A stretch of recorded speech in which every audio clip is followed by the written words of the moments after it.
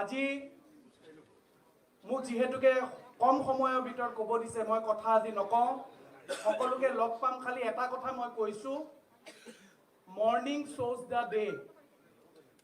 মই গুৱাহাটী বিশ্ববিদ্যালয়ত সাধাৰণ সম্পাদক হৈ থকাৰ যাত্ৰাৰ পৰা আজি ভাৰতীয় জনতা পাৰ্টিত যোগদান কৰালৈকে এই 16টা বছৰত মই ভাৰতীয় জনতা পাৰ্টিত যোগদান কৰাৰ আগত এই অফিচত, এই কক্ষত ভৰি দিয়াৰ আগত বা ভৰি দিয়াৰ পিছৰ পৰা বৰ্তমান সময়লৈকে এইকণ সময়ত মই যিখিনি নিজ চকুৰে দেখা পালোঁ বা মই যিখিনি অনুভৱ কৰিলোঁ, এইটো কথা স্পষ্ট যে আহি থকা অতি কমেও 30টা বছৰ ভাৰতীয় জনতা পাৰ্টিক উৎখাত কৰিব কোনো শক্তিয়ে নোৱাৰে।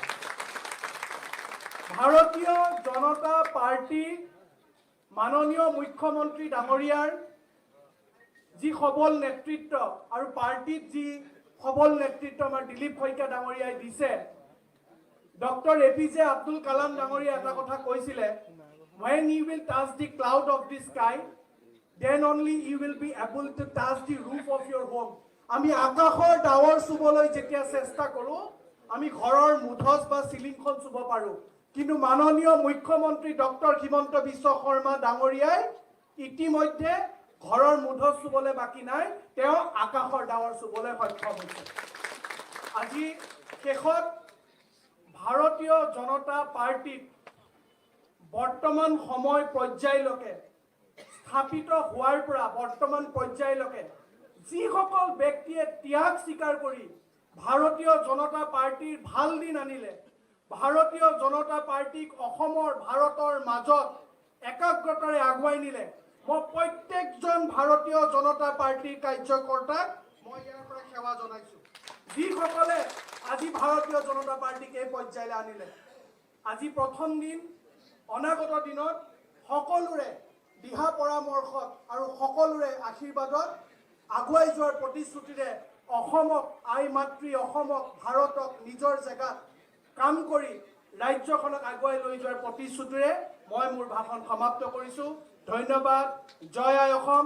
একেলগে সকলোৱে ক'ব, এবাৰ মই চেষ্টা কৰিছোঁ, ভাৰত মাতা কি, ভাৰত মাতা কি, ভাৰত মাতা কি।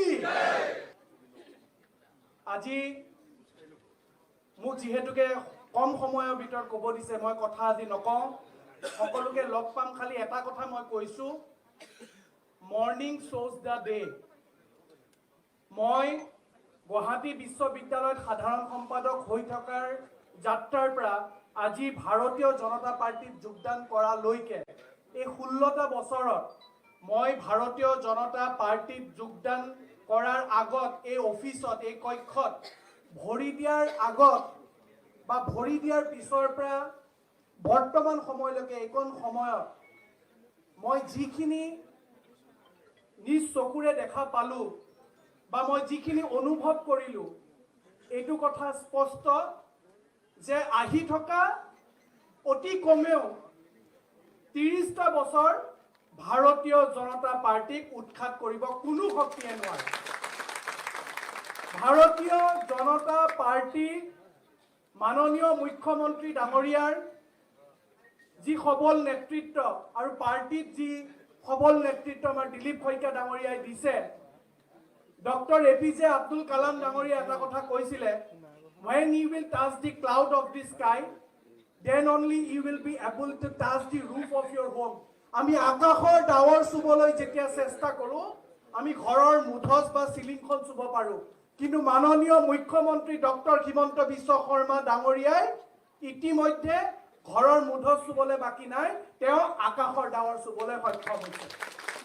আজি শেষত ভাৰতীয় জনতা পাৰ্টিত বৰ্তমান সময় পৰ্যায়লৈকে স্থাপিত হোৱাৰ পৰা বৰ্তমান পৰ্যায়লৈকে যিসকল ব্যক্তিয়ে ত্যাগ স্বীকাৰ কৰি ভাৰতীয় জনতা পাৰ্টিৰ ভাল দিন আনিলে, ভাৰতীয় জনতা পাৰ্টিক অসমৰ ভাৰতৰ মাজত একাগ্ৰতাৰে আগুৱাই নিলে, মই প্ৰত্যেকজন ভাৰতীয় জনতা পাৰ্টিৰ কাৰ্যকৰ্তাক মই ইয়াৰ পৰা সেৱা জনাইছোঁ, যিসকলে আজি ভাৰতীয় জনতা পাৰ্টিক এই পৰ্যায়লৈ আনিলে।